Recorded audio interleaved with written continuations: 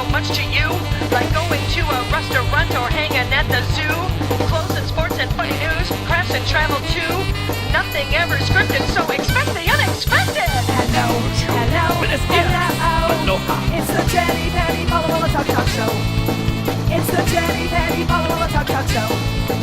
It's the Jenny Penny Walla Talk Show. Hi, welcome to our show. It's Monday, November 12th, episode 72. I'm Woo! Chatty Patty. I'm Paula Walla. And our guest today is Michael Hawkey. Michael is a... Hawk. No. Hawk. Yeah, I'm a hawk. Yeah, I just flew in for a minute. a longtime guitarist, musician, songwriter, and guitar collector. All of the above. How many guitars do you have? Someone just asked me that, and I have more than 30 and less than 40. Wow. So I don't count. It's bad luck to count. Once in a while, I'll do like a head count. But I have them in different secret locations and shit. I don't keep them all in the same place. But, Do they all have good strings on them? Fresh strings? Yeah, unless some. I'm really bad with strings. Like I read a thing where they asked Eric Clapton, "How often do you change your strings?" He said, "Never." And I'm kind of the same, Like I read a thing with Jeff Beck, and he changes them after every show. Oh no. Yeah. Oh no. Yeah. I don't. They go out of tune. Like we got to stretch. Well, he's probably got professional string stretchers. Yeah, he probably does. He hires people. One guy holds the ball of the string, the other guy runs across it. I know. While he lays there and has a Bahama Mama on the beach. Bahama Mama on the beach. Well, Yes. if we're going to talk about guitars first, what kind of guitars are you collecting? What are your favorites, and do you name them? Yes, I do name. I start Oh running my out of gosh. names. When you get like about over 30 guitars, you're like, you got to get one of those child books, good names. I ask people, I go, hey, what do you think would be a good name? And I just, because I'm sick of trying to figure it out. So other people name my guitars all the time. You know what you can do when we were having our second child, I wanted an old-fashioned name. I went to the Social Security Register for 1920 because I wanted an that's old-fashioned. a cool idea. And there's all these cool names. I mean, you can pick a year, the Yeah, 60s or what. Names they don't use anymore, like Genevieve and. Yeah. I wrote a song called that because they just dug the name. What rhymes with Genevieve? Genevieve, take your leave. Yeah, You have a Roll headache. up your sleeve. It wasn't at a point in the song where I had to rhyme it. Oh, good. Yeah, that was a problem, Because So I'm a what's rhymer. your favorite guitar? Tell us what you have. Okay. When I was a kid, I got this poster of Johnny Winter, and he was playing an original 1958 Flying V. And I was like 15, and I hung it on my door of my bedroom. And I was just like so enamored and amazed by the way that guitar looked. And that's where I said, I have to have that. And then Albert King's my hero, and he plays a 58 Flying V. So then I started checking around, and everyone that I knew was a guitar collector, was in the guitar business, owned music stores. No one had ever seen one because they only made 98 of them because they flopped. They came out in 1958, and people would hang them in their window because they were like crazy looking, but no one bought them. You can't sit down and play one because they just slide. Yeah, there's a trick to it. You got to like stick it between, they have the V cradled on one leg. Because that thing with that, So what is the playing position for the... Well, Yeah, it's like that. It's sexual. Do you Yeah, have it's a sexual position, yes. You have to be standing and crouch. Are your knees bent? Yeah, all the above. It's a sexy guitar. Yeah, they're sexy. I can play them sitting down. A lot of people hate them because they're odd. Because they most are. people that have, learned to play on another guitar, the way they hang and, I can't play, it's weird, and a lot of people don't like them, but... Well, this little curve is like right on my. Oops, gonna rip my headphones out. Right on my leg. So That's perfect. You go for the curve. Like I'm an SG chick, but I have SGs. I like SGs. I have a 1960, either 61 or 62 SG Les Paul in Pelham Blue. Oh, it's bad. It's just gorgeous, I have a '63 white SG. Oh, you do? Is Yeah. it a standard or I don't. what yeah. kind of pickups? P90s. Oh, P90s. Okay. Yeah. Okay, cool. Yeah, they're nice. Like the I P love that Townsend guitar. tone. You can kind of Live breathe. at Leeds, Yes. Yeah. Live in my basement. You can breathe a chord on it. The action's so awesome. Probably pretty soon gonna need a fret job, but Yeah, it's funny. My even though I don't play it that often, that SG Les Paul probably is one of the nicest playing guitars ever. I mean, the action is so easy on it. It's like spoils you. I can't play those because Then my other guitars won't seem good. Your calluses will go away. Yeah, my calluses will go away. We're having Patty doesn't know what we're talking No, about. I can follow. I'm with you. Where are some places where do you like to go to repair? One other thing. Repair. Oh, repair guitars. Yeah. Mike Coons. Mark Balish, Berkeley. There's two guys in town, Mike Coons and Mark Balish, and so there's like both of them have loyal followers, So yeah. But Jim McCarty goes to Mark Balish, and I was there last week to drop a guitar off, and I ran into Dennis Coffey, the Motown of Motown fame. Oh, he goes there too. Right? Yeah. So, the stars go to them. I haven't gone to Mark. I go to Mike, but I need some stuff done. I should have him. No, he did a guitar for me once, but yeah, I need to pay a visit. Yeah, because I'm just loyal. I've been going there for decades, So I follow him from store to store. Where he is, I go. Don't you feel like there's so few people doing that, though, that it would be a good business to get into? Yeah, if you do it well. Yeah, if you stink, you're going to get a bad reputation. I broke the guitar. I broke it. Yeah, poor Mark. I go to drop something off, and he's got like 50 guitars, on the rack waiting. He's like slammed constantly. So I know. Same with Mike. He's like, I know. But anyway, when did you start playing guitar? I started playing. Originally, I was about 8, and it didn't take. I was playing, but it was like I went to get guitar lessons, and they were so boring. They're trying to show me how to play "Mary Had a Little Lamb," and I'm like, well, I don't want to play "Mary Had a Little Lamb." Paula does. It's not cool. Yeah, well, if you can play it for the kids, that's a different thing. But and then I gave it up for a while, and then when I was like about 15, then I became serious. I got my first guitar, electric guitar, which a real one, was a 63 Tele. I got it for $150 back then. Do you still have it? No, I do not. I don't have, because what I would do, the guitars I had, I would always flip, Trade up. And Yep. that's what back I've to the done. Flying V. So anyways, this story's kind of funny. So nobody had actually seen one. Like they're going, they've heard of them. I had a scrapbook full of pictures of, like Neil Young has one, Albert King has one. So everyone that has one, I had a picture, I was like a fan of the guitar. And then my friend worked at Massimino's, and he goes, hey, Mike, there's a Flying V here. I'm like, I'll get out of here, So I went there, and it was just hanging on the wall by like a piece of clothesline and like a nail. And I'm like, oh my God, I'm gonna save it. I'll save it. Yeah. So I went in there, and I was like, in love, and I said, well, can I see that guitar? Can I stroke that? Yeah, And I ran out the door. May I stroke that guitar? Yeah, I grabbed it. I ran out the door. Yeah. I was still a kid. I was probably 20 or something, but I didn't have any money or anything, And typical broke musician, and joined the club. And they, I said, can I play it? They go, that's like a $2,500 guitar. I go, I know, and so I played it, and they're like, yeah, right, So I had like $10. This is like in the layaway? old days. Yeah, now it's like 30%. So that's what I said. Oh, can I? That's exactly what I said. And they looked at me, they're going, are you going to come up with the rest of the money? And I go, yeah. I had no idea how, And they said, all right. So I put it on layaway for $10 for a $2,500 guitar. And then in the meantime, they had never seen one. They've been in business forever, but they're so rare, you just don't see them. Like the logo on the headstock, instead of being in mother of pearl, is like in plastic and raised letters. And it's like, that can't be. Gibson doesn't do that, So they, this is back in the snail mail days, so they wrote a letter to Gibson with pictures, and they said, is this real? Because we don't know, And so my dad gave me $100. He goes, show him you're serious. So I go, cool. Now I have $110 on the $2,500 guitar. And so I got out a bank loan, and bought it. And they're like, look at your car. Are you crazy, kid?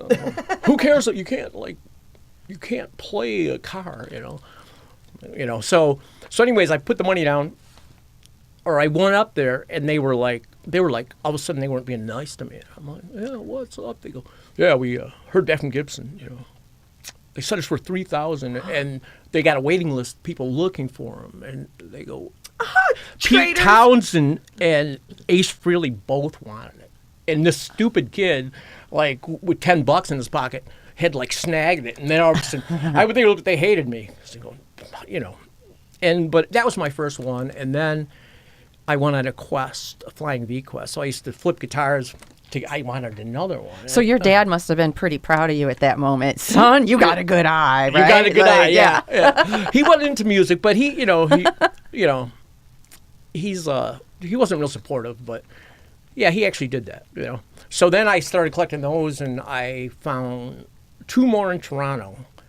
I bought those. They were $3,000 a pop. And by the time I was done, I was always buying and selling guitars to get the reserve up to buy them. So that was like my thing, because you could go to pawn shops and get them for like $100 back then. And so at one point I had 8 original Flying V's and 2 original Explorers, and there's like less than 40. So believe it or not, me, this kid in Royal Oak, I had the largest collection of original Flying V's in the world. And people, I was like, cool. But I never did. I was like, it was like obsessive thing, really. Oh, you need to find a museum where they will host you. I know. And then, it's crazy because then someone, Gibson, I knew a guy that worked at Gibson, so they were like aware of it. And he used to turn me on to, there's one in like Georgia.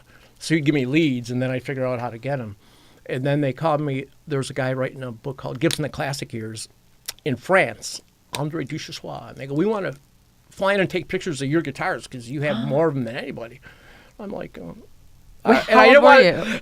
I was probably at that point, that was a ways down the road. I was probably like maybe 30 in my late 20s. It started when I was like about 20, and it took me like 10 years or whatever to get them, And so, all right, I was kind of scared because I'm thinking, because they started going up, the value started going up and up, and I'm like, well, I don't have Fort Knox. I don't really know if I want to like advertise that I have insurance on them. Yeah, that's a whole other thing. Like, Guitar players don't like to advertise what's in their house. no, it's not the best idea. So, anyways, but it ended up paying off because that book, like in the guitar collecting world, I'm famous. I'm probably more famous for collecting guitars and playing them, which Hey, I work don't know it. if I like that. Yeah, whatever. I'll take it. But they went from when I got it, it was like $3,000. Then it went to $4,000. Then it went to $8,000. Then it went to $12,000. Then it went to $40,000. Then it went to $80,000.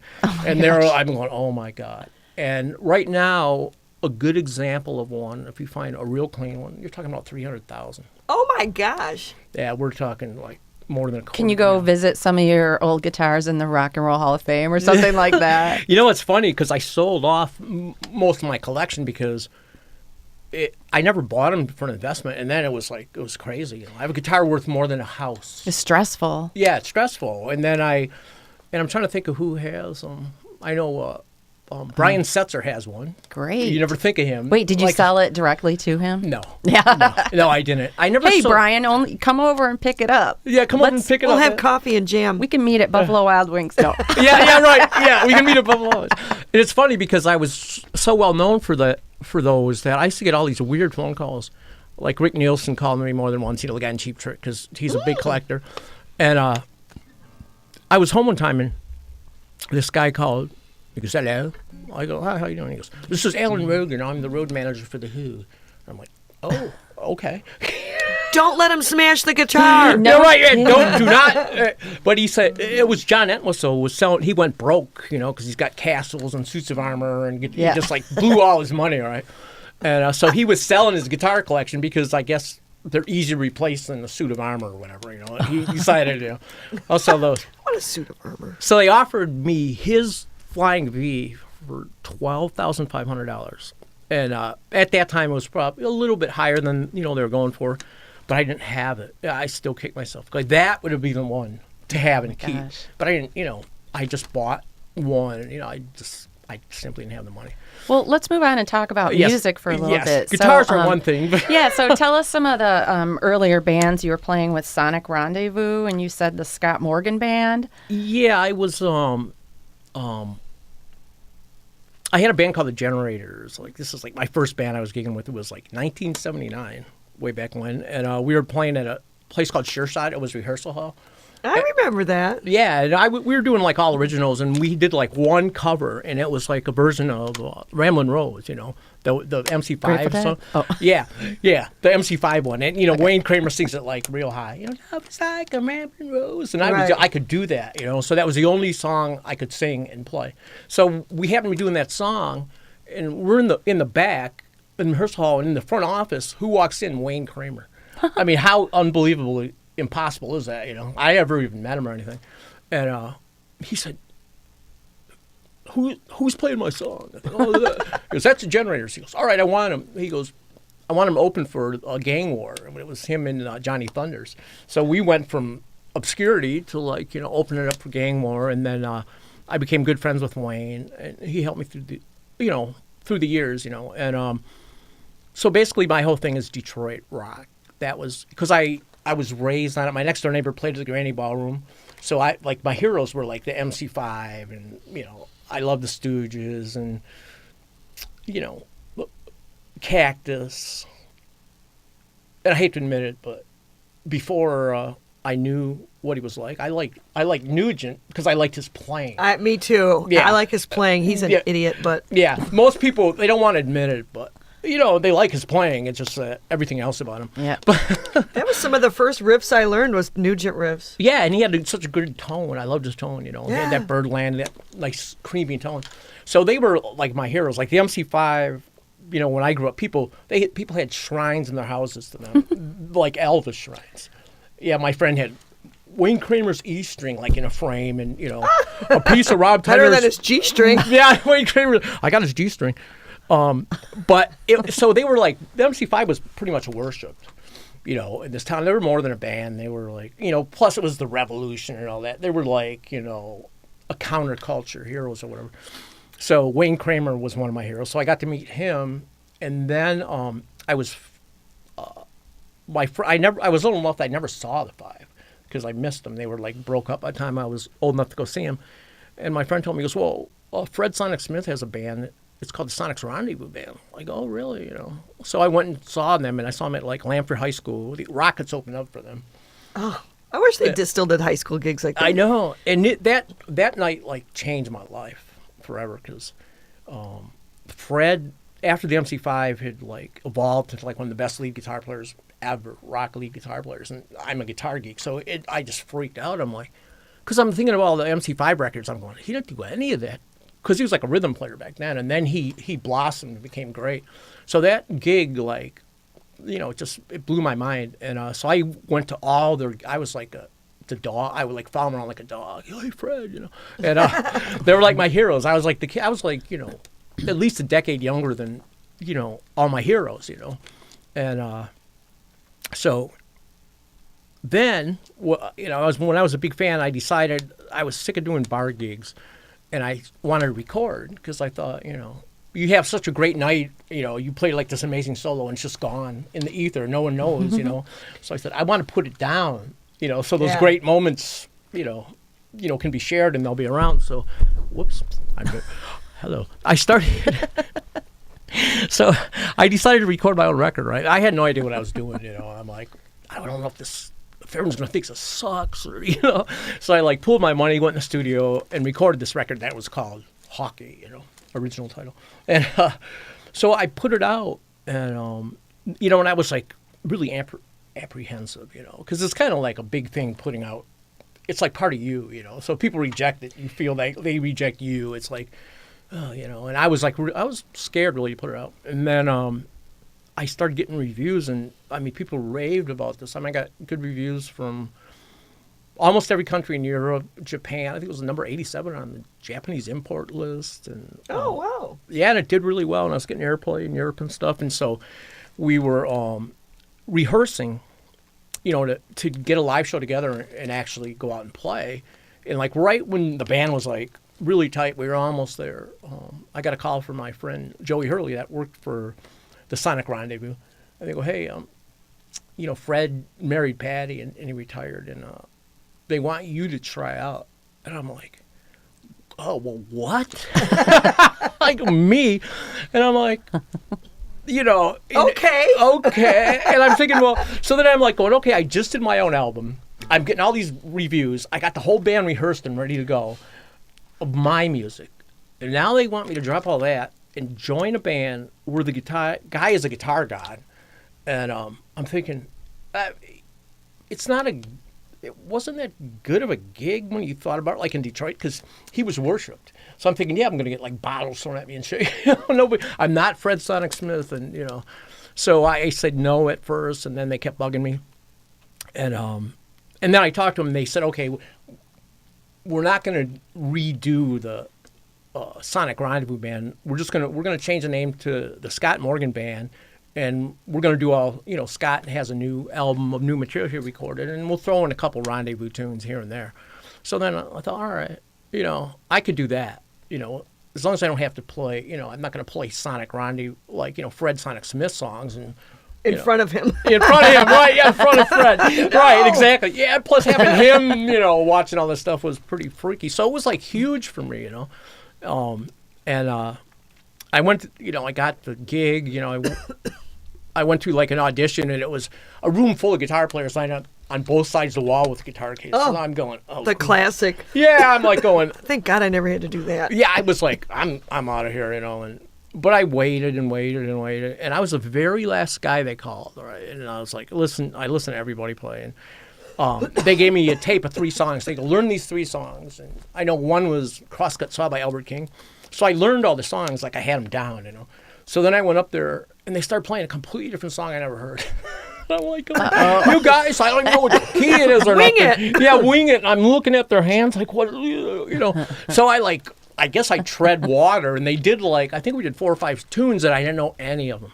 So I was just like, What key? Wait, yeah, what key? Was that an initiation or something? I believe Hazing, it was. more like. Yeah, I was hazing, yeah. God. So I'm like, so I got done. I thought, I blew it, you know. You know, I sucked. I don't know the songs. And then I was walking out, and Scott said, well, we like you better than anyone else. And then I go, well, at least he's being nice about it. He didn't say, you suck, kid, go away. Yeah. And and then like the next week, it was like on a Wednesday, and my friend Joey, I was sleeping, and he just came over and started poking me. I go, what? He goes, you're in. And he hands me this tape. He goes, you're playing Friday at Elvin's. And it was Wednesday. I'm like, what? And I'm like going, well, what songs on this tape are they going to play? He goes, I don't know. And there's 28 songs on this tape. Oh, God. Of new material. And I don't learn, you know, I'm not good at that. I never really was. So, but I locked myself, I was like panic. You know, I locked myself in a room.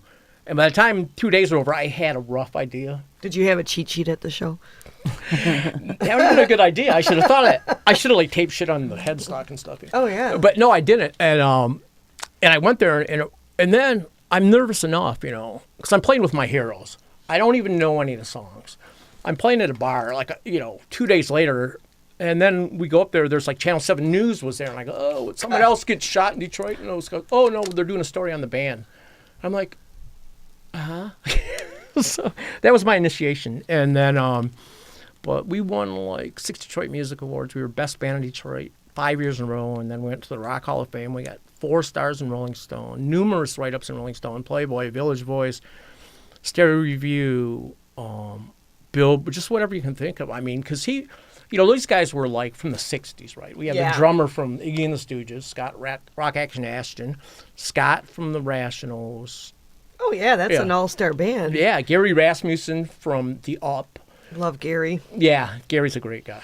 So everyone was famous like since the 60s, except for me. I was like the kid, you know. And so I kind of, in a way, I rode their coattails because they were already famous. And I just, you know, but I did a good job. Yeah, it was I fun. posted a picture recently of the Sonic Rendezvous Band and with Scott Morgan. We'll have to look back. Maybe you're in that picture. It was at the red carpet. Oh, probably, that was probably before my time, probably. Because it's probably got Fred in it, you know. 'Cause, Yeah. Yeah, we changed the name, you know, so we weren't the Rendezvous, like, for very long at all, because we weren't. We weren't. It wasn't Sonic's Rendezvous. Sonic wasn't in the band, so it all had to change. You know? So what are you doing now? I was listening to some of your stuff. It's really cool. Cool thank you. riff action. Like, so, are you touring, recording? Well, What we're are you doing doing? recording. Well, what happened was I had like after the Scott Morgan band and all that, then I just was doing a lot of recording and I was playing other people's stuff.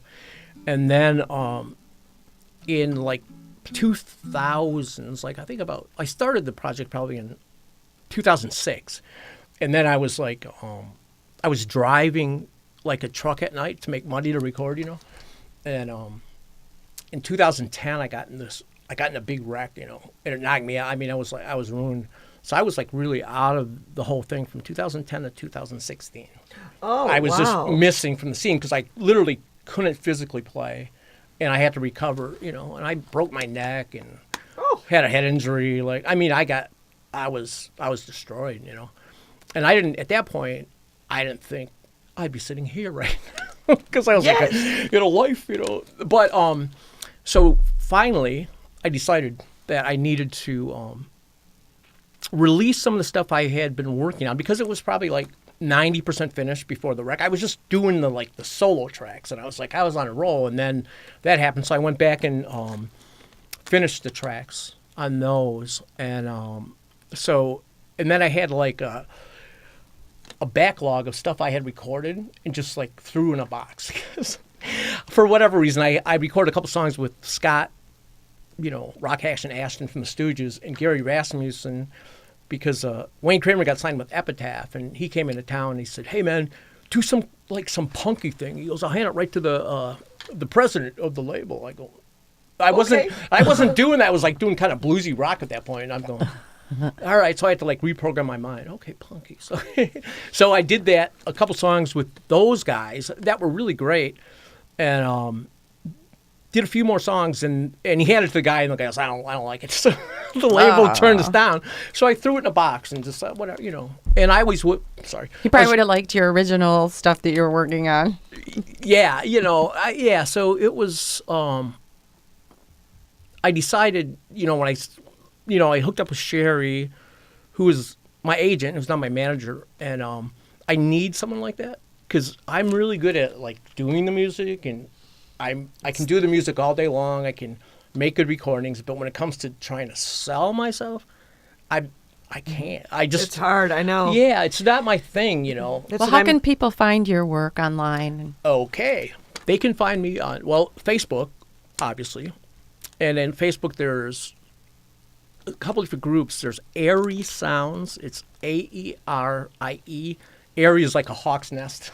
Yeah, and you have a YouTube because that's where I found a bunch of your there's stuff. a ton of it on YouTube. Yeah, just look up Michael Hawkey. It'll show Michael Hawkey guitarists and stuff.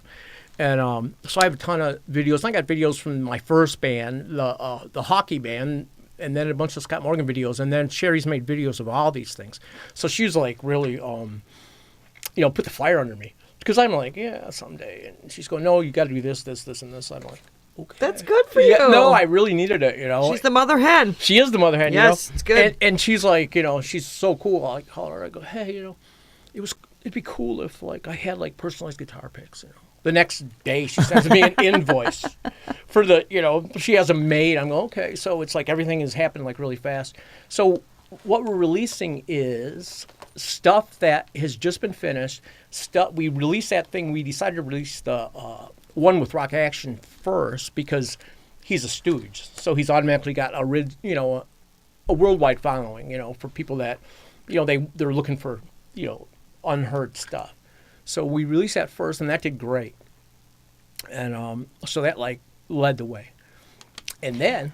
Well, we're actually running out of time. Oh, we are? That was unbelievable. I know. Yeah, it goes by so fast. But we want to thank you, Michael Hawkey, for joining us today. Look him up on YouTube. Yeah, I'm Chatty Patty. Yeah, look it up on YouTube. You'll like it. It's hard rock, like hard bluesy rock. It's kind of like, I don't know, metallic blues. I don't know what you call it. Check it out. Yeah, check it out. You'll like it. All right. Thanks for watching another episode of Chatty Patty. Palo Walla Talk Show. It was a pleasure. Hello. It's the Chatty Patty Palo Walla Talk Show. Hello. It's the Chatty Patty Palo Walla Talk Show. We will talk about the things that mean so much to you, like going to a restaurant or hanging at the zoo, clothes and sports and funny news, crafts and travel too. Nothing ever scripted, so expect the unexpected. Hello.